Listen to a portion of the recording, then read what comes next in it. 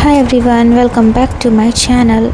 तो चलिए हम in those years of land and light FF के नेक्स्ट पार्ट को शुरू करते हैं। हमने देखा था कि वांगजी को एहसास होता है कि उसने जाने अनजाने में ही अपने बड़े भाई लांगशिजन से विंग के बारे में काफ़ी सारी चीज़ें बताई थी। उसके बारे में काफ़ी बार मेंशन किया था जब भी वो अपने भाई से लेटर के थ्रू बात किया करता था। शिचन एक ऐसा भाई था वांगजी के लिए जो वांगजी से बहुत प्यार करता था, वांगजी को समझता था। और ये जानने के बाद कि वे वो शियन के बारे में वांगजी को बात करना अच्छा लगता था, तो शिचन ने इसके बाद से वांगजी से वे वो शियन के बारे में और भी सारी चीज़ें पूछना स्टार्ट कर दिया था। और वांगजी ने कई बार अपने बड़े भाई को लॉन्ग लेटर्स में विंग के बारे में बातें लिखी थी। शिजन वांगजी के लिए सिर्फ एक बड़ा भाई ही नहीं था, बल्कि वो वांगजी का एक अच्छा दोस्त भी था। कोई भी वांगजी को शिचन से बेहतर नहीं जानता था। वांगजी को इस बात का पूरा यकीन था कि शिचन ने उसके अंदर आए हुए चेंजेस को नोट ज़रूर कर लिया होगा, जो लेटर्स वांगजी ने शिचन को भेजे थे। लेकिन शिचन ने इस बारे में कुछ भी नेगेटिव नहीं कहा था। शिचन ही एकमात्र ऐसा पर्सन था जो वांगजी के चेहरे पर जो एक्सप्रेशंस थे, जो वांगजी अक्सर नहीं दिखाता था, उन्हें देख सकता था, उन्हें समझ सकता था। और इसी बात ने वांगजी को चिंतित कर दिया था कि अगर उसके बड़े भाई ने उसके अंकल से विंग के बारे में कुछ कहा होगा तो क्या होगा। उस रात वांगजी को नींद नहीं आई। इसकी बजाय वो रात भर जागता रहा और जो उसके कमरे की सीलिंग थी उसकी ओर देखता रहा। उसके कानों में अभी भी वेवुशियन के हल्के हल्के हंसने की आवाज़ें आ रही थी, और साथ ही वो सॉन्ग भी जो वेवुशियन ने वांगजी के लिए गाया था। वांगजी उस सॉन्ग को भुला नहीं पा रहा था। वांगजी सारी चीज़ें सोच रहा था कि आखिरकार उनके बीच में है क्या रिलेशन है उनके बीच में। वेवुशियन ने वांगजी के कमर के अराउंड जो अपना हाथ रखा था, या उन्होंने जो अम्ब्रेला एक दूसरे के साथ शेयर किया था, या वेवुशियन ने अपनी वॉइस में जो सॉन्ग रिकॉर्ड करके वांगजी को दिया था। काफ़ी सारे वर्ड्स थे जो वांगजी कह नहीं पा रहा था, समझ नहीं पा रहा था। क्या ये दोस्ती थी या दोस्ती से कुछ ज़्यादा था? क्या ये अलाउड था? क्या वांगजी को अलाउ था वेवुशियन के लिए दोस्ती से ज़्यादा फीलिंग रखना? लेकिन वांगजी ये भी सोच रहा था कि अब उसे किसी और चीज़ की फ़िक्र क्यों नहीं है। उसे क्यों फ़िक्र नहीं है कि लोग उसके बारे में क्या सोचेंगे। वो इस चीज़ के बारे में इतना शांत क्यों था। उसे कोई फ़र्क क्यों नहीं पड़ रहा था कि अगर उसके और वेवुशियन के बारे में किसी को पता चला तो इसके क्या कॉन्सिक्वेंसेस होंगे, इसकी वजह से क्या असर होगा। अगले दिन स्कूल में वांगजी बेंच पर जाकर सबसे पहले बैठ गया। वेवुशियन हर दिन की तरह लेट ही आया था, लेकिन आज वो दीवार फांद करके नहीं आया था, बल्कि इसकी जगह वेवुशियन स्कूल के फ्रंट गेट से एंटर हुआ था। हालांकि उसके हेयर्स अभी भी मेसी थे और वो मुस्कुरा रहा था। वेवुशियन वांगजी के बगल में बैठते हुए कहता है, गुड मॉर्निंग। तो ये सुनकर वांगजी ने अपना सिर हाँ में हिलाया। तभी वेवुशियन वांगजी के नज़दीक गया और धीरे से बोला, वांगजी, मैं तुम्हें ना एक सीक्रेट बताऊंगा। ये सुनकर वांगजी अपनी आइज़ को ब्लिंक करता है। वेवुशियन कहता है, पता है तुम्हें वांगजी, मैंने उस पॉप्सिकल की स्टिक को भी संभाल कर रखा हुआ है। बस इतनी सी बात थी, लेकिन इस चीज़ ने वांगजी के दिल में ना कुछ चेंज ला दिया था। कुछ था जो वांगजी अपने दिल में बदला हुआ महसूस कर रहा था। जैसे कि तूफ़ान आने से पहले एक ठंडी हवा जो होती है ना, वांगजी उसे महसूस कर रहा था।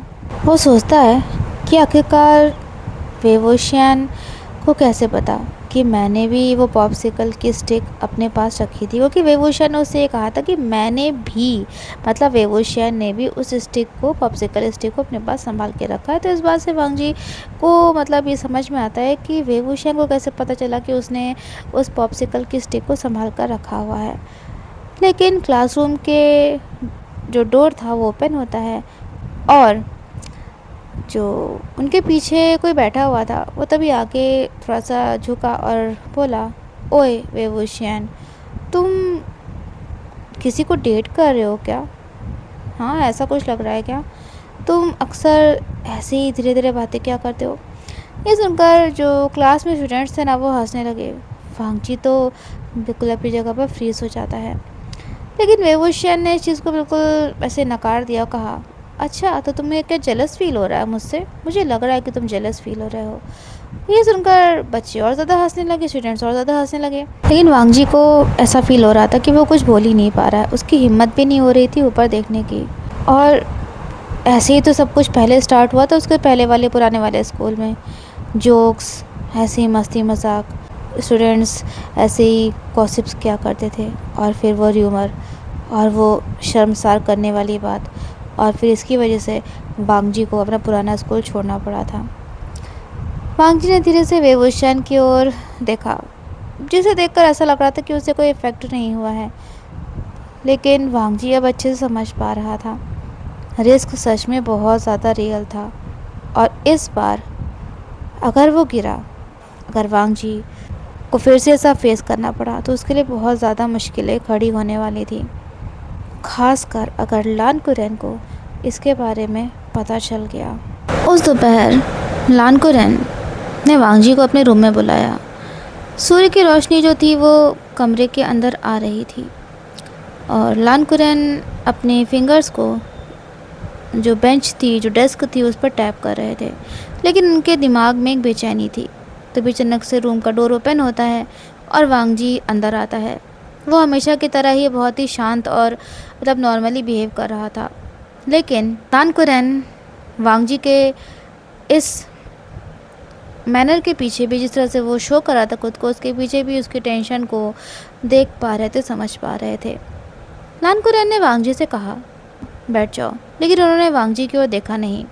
वांगजी ने चुपचाप अपने अंकल की बात मानी। उसने डोर को क्लोज किया और वो जाकर बैठ गया। फाइनली लान कुरेन ऊपर की ओर देखते हैं। उनकी आईज़ बिल्कुल कोल्ड और शार्प थीं। वो कहते हैं, लान वांगजी, हमें बात करने की ज़रूरत है। वांगजी बिल्कुल ऐसे नॉर्मली अपने अंकल की ओर देख रहा था, लेकिन उसकी आंखों में बेचैनी साफ साफ नज़र आ रही थी। वो कहता है, अंकल किस बारे में? तो लान कुरेन कहते हैं, र्यूमर्स, अफवाहें। वांगजी का दिल ऐसा लगा बिल्कुल धड़कना बंद कर चुका था। लान कुरेन एकदम डेंजरस टोन में कहते हैं, वांगजी तुम समझ रहे हो ना मैं किस बारे में बात कर रहा हूँ? वो अफवाहें जो वेवुशियन के बारे में हैं। वांगजी ने कहा, अंकल मैंने ऐसे किसी र्यूमर के बारे में नहीं सुना है, और अगर ऐसा है भी तो मुझे ये नहीं समझ में आता है कि इससे फ़र्क क्या पड़ता है। लान कुरेन के फेस के एक्सप्रेशंस और ज़्यादा सख्त महसूस होने लगे। उन्होंने कहा, मैटर करता है, क्यों नहीं मैटर करता है? वांगजी तुम्हें पता है, इस तरह की अफवाहें तुम्हारे रेपुटेशन को बर्बाद कर सकती हैं, तुम्हारे फ्यूचर को बर्बाद कर सकती हैं। एक बार पहले भी अफवाहों ने तुम्हारी लाइफ को ख़राब किया है कि नहीं किया है वांगजी? वांगजी तुम्हारा बड़ा भाई तुम्हें लेकर कितना प्राउड फील करता था, और फिर ये सारी अफवाहें फैल गईं और सब कुछ बर्बाद हो गया। वांगजी ने अपनी मुट्ठी कसकर बंद करी। वो अपने आप को इस बार किसी भी तरह की गिल्ट और शर्म के दबाव में या किसी भी हेल्पलेसनेस में, बर्डन के नीचे नहीं रखने देना चाहता था खुद को। वांगजी कहता है कि वो बात अलग थी। तभी लान कुरेन वांगजी के थोड़ा सा ना ऐसे क्लोज आए, बोले, अच्छा ऐसा है क्या? क्योंकि अब तुम ऐसे एक्ट कर रहे हो जैसे कि तुम्हें कोई फ़र्क ही नहीं है। लेकिन वांगजी मैं देख सकता हूँ कि तुम कैसे उस बॉय वेवुशियन की तरफ देखते हो। वांगजी ने अपनी तेज़ धड़कते हुए धड़कनों को कंट्रोल करते हुए कहा, नहीं ऐसा नहीं है। लान कुरेन की वॉइस काफ़ी शार्प थी, और ऐसा लग रहा था जैसे कि वो वांगजी को बिल्कुल भी माफ़ करने के मूड में नहीं थे, वो ऐसे उससे बात कर रहे थे। लान कुरेन कहते हैं, वांगजी मुझसे झूठ मत बोलो, तुम मेरे नेफ्यू हो, और मैं तुम्हारे बारे में बेस्ट चाहता हूँ कि तुम्हारी लाइफ में सब कुछ अच्छा हो। लेकिन ये एक ख़तरनाक रास्ता है। मैं तुमसे उम्र में बड़ा हूँ और मुझे एक्सपीरियंस भी ज़्यादा है लाइफ का। मैं सुन सकता हूँ लोगों को बातें करते हुए। ऐसा तो नहीं है ना कि सिर्फ तुम ही इस दुनिया में हो, और भी लोग हैं जो यहाँ पर रहते हैं और वो बातें करते हैं। ये खतरनाक। तभी वांगजी का सब्र का बांध टूट गया। उसने हिम्मत करके धीरे से कहा, ये खतरनाक नहीं है, ये बस जो मैं हूँ वो मैं हूँ। मतलब वांगजी अपने अंकल को बताने की ये कोशिश कर रहा था कि वो क्या है। लान कुरैन का चेहरा गुस्से से भर गया। उन्होंने कहा, तुम कौन हो? तो क्या ये सच है? उन्होंने गुस्से में अपने हाथ को टेबल पर मारा और कहा, वांगजी तुम्हें पता है तुम जो हो वो हमारे एम्पायर के लिए, जो कुछ भी हमने बनाया है उसके लिए खतरा है।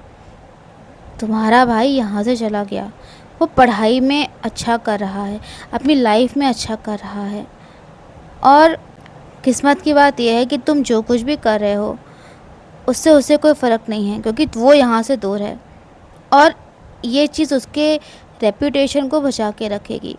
लेकिन फैमिली के और लोगों का क्या? वांगजी, ना केवल तुम खुद को बर्बाद करोगे बल्कि तुम हम सब को भी शर्मसार करोगे।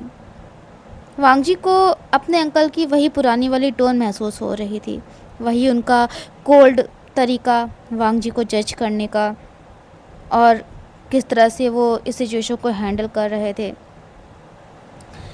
वांगजी ने कहा, आप जैसा सोच रहे हो मैं वैसा नहीं हूँ। वांगजी ने ये बात बहुत ही शांति से कही थी। मैं कोई मिस्टेक नहीं हूँ, मैं कोई गलती नहीं हूँ, मैंने कुछ गलत नहीं किया है। लान कुरैन की आंखें बिल्कुल डार्क हो गईं। उन्होंने कहा, वांगजी, तुम्हें अपनी जगह, और ये दुनिया उन लोगों के प्रति बिल्कुल भी काइंड नहीं है जो इस दुनिया में फिट नहीं होते हैं, और तुम फिट नहीं होते हो। तुम एक जिम्मेदारी हो, एक बर्डन हो, और तुम्हें इस चीज़ का रियलाइजेशन होना, एहसास होना बहुत ज़रूरी है।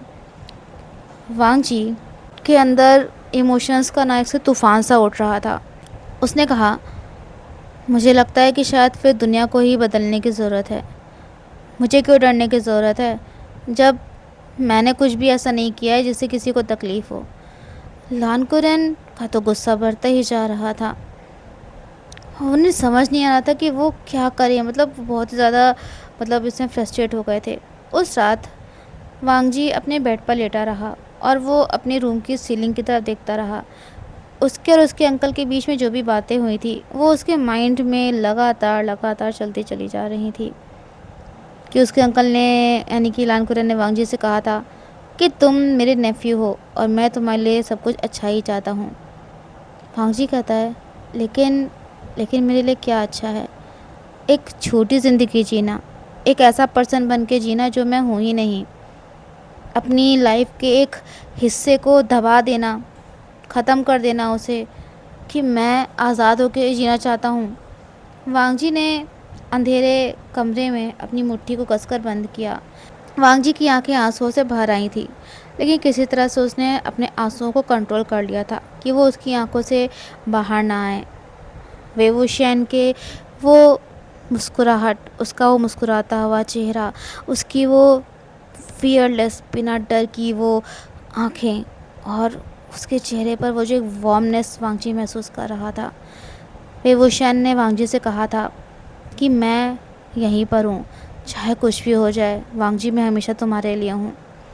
वांगजी इस बात पर यकीन करना चाह रहा था, एक ऐसे फ्यूचर पर यकीन करना चाह रहा था जहाँ पर उसे किसी भी तरह से खुद को हाइड करने की ज़रूरत नहीं थी।